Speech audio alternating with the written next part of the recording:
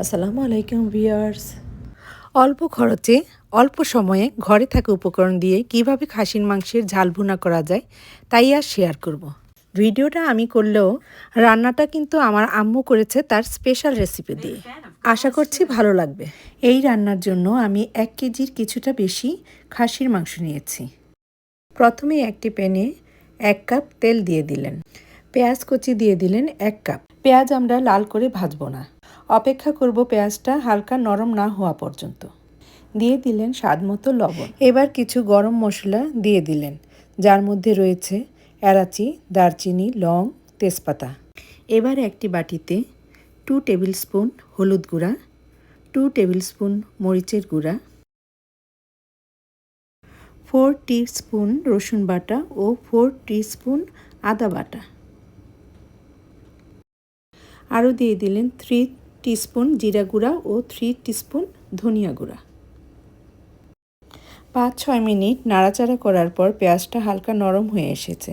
এখন দিয়ে দিলেন রেডি করে রাখা মশলা এবং দিয়ে দিলেন সামান্য পরিমাণে পানি, যেন মশলাটা পুড়ে না যায়।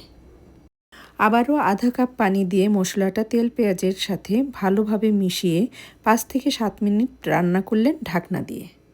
5 থেকে 7 মিনিট পর যখনই দেখব মশলা আর তেল সেপারেট হয়ে গিয়েছে, তখনই দিয়ে দিলেন ধুয়ে রাখা খাসির মাংস। 1 টেবিল স্পুন লবণ এবং 1 টেবিল স্পুন মরিচের গুঁড়া দিয়ে 1 ঘন্টা ভিজিয়ে রেখেছিলাম খাসির মাংসটাকে এবং ভালোভাবে ধুয়ে পানি ঝরিয়ে রেখেছিলাম। খাসির মাংসের মধ্যে যে একটা এক্সট্রা স্মেল আছে তা অনেকটাই রিমুভ হয়ে যাবে।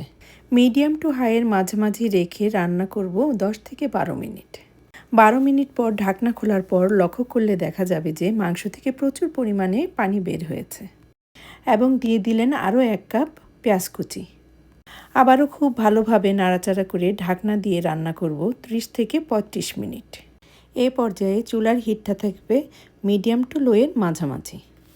এই সময়ের মধ্যে 2 থেকে 3 বার নেড়ে চেড়ে দিয়েছিলাম, আর এই পানিতেই খাসির মাংসটা সিদ্ধ হয়ে যাবে পুরোপুরি। 30 মিনিট পর দেখা যাবে মাংসের ঝোলটা অনেকটাই টেনে এসেছে। এ পর্যায়ে দিয়ে দিলেন 3 কাপ ফুটন্ত গরম পানি, আর এই পানিতেই খাসির মাংসটা 80% মতো সিদ্ধ হয়ে আসবে। নাড়াচাড়া করে ঢাকনা দিয়ে আবারও অপেক্ষা করব 20 মিনিট। এই পর্যায়েও চুলার হিটটা থাকবে মিডিয়াম টু লোয়ের মাঝামাঝি। যদি আপনি আলু পছন্দ করেন তাহলে 20 মিনিট পর আলুটা অ্যাড করে দিবেন, আদারওয়াইজ এটা স্কিপও করতে পারেন।